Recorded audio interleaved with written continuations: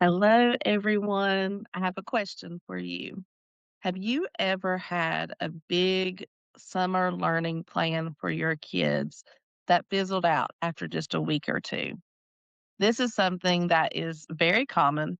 Families start with good intentions, but then summer becomes unpredictable and our plans start to crumble. This has happened to me.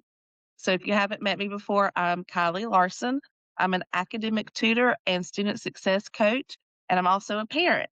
And I have started many summers with good intentions, only to realize by August that my attempts were sporadic at best. So, I want to talk today about some of the common pitfalls for summer learning. And the first one is our loss of routine. Of course, during the school year, we have a consistent daily schedule. But then when summer arrives, that structure that we're used to disappears. Without having a routine, our plans can easily get pushed aside. So I know many of us are familiar with the concept of how we sometimes allow things that feel urgent to take precedent over the things that are really important. And I know I am so guilty of that myself. So we'll do it later or we'll change it to tomorrow can often turn into, oops, we forgot about it altogether.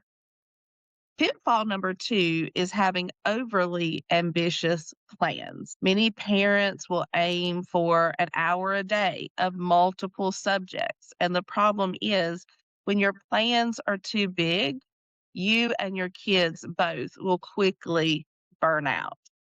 So, thinking we'll do math, reading, and writing every day becomes way too overwhelming by week 2.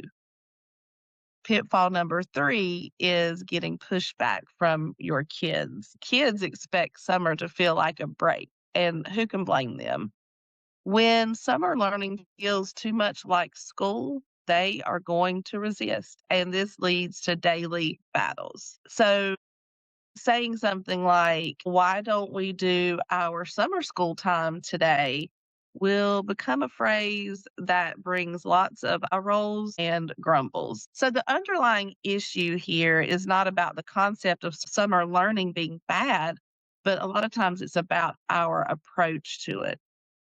Most families, mine included, struggle with this because they don't have a sustainable, consistent system that fits their summer lifestyle.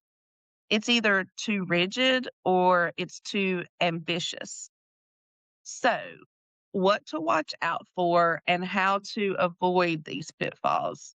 First of all, we want to keep things small and realistic. Instead of an hour, start with just 10 to 20 minutes a day. Some of my suggestions for this are to establish simple routines. Attach learning to something you already do. So, for example, you might say, after breakfast, we all read for 10 minutes. And speaking of the phrase we all, it is also great to either participate in the learning with your kids or be a model for them of what you are wanting them to do. So if you have the time and capacity and you're actually with your children in the summer, participating with them in that 10 minutes of reading is absolutely priceless. You want to make it different than school. So scratch the worksheets unless that's something that works for you and integrate the learning into real life activities. You can do sort of little miniature projects like planning a trip or having the kids have a miniature business so that it's very engaging.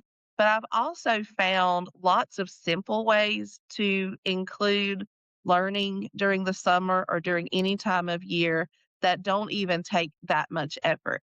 For example, if you are traveling, you can let your kids take turns being the navigator. So you can hand them the phone with Google Maps or whatever app you use. But if they're old enough to read, rather than put it on the map that shows the route, you just click it over to directions and you let them read the directions to you and be your navigator. Kids love things like that. And if they're not old enough to read the directions, they can then look at the map and they get to learn their directions. They get to practice turning right and turning left. They get to practice what mileage feels like, half a mile, 3 miles, skills like that. So that's such a simple, low effort, high impact example of using real life activities to increase summer learning. So, if all of this resonates with you and you would like to learn more or get more little tips and tricks for summer learning, I am hosting a free webinar on Sunday, May 7th at 7 p.m. And I'm going to walk you through exactly how you can set up a simple, stress free summer learning plan.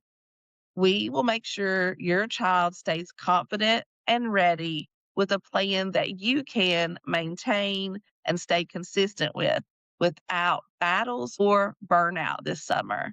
So, again, I hope that you will join me on May 17th. That's a Sunday at 7 p.m.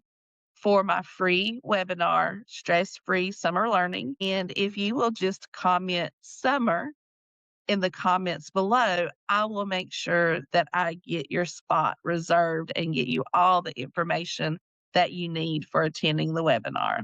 Thanks so much for hanging out with me today, and I will see you soon with more tips for summer learning that's stress free.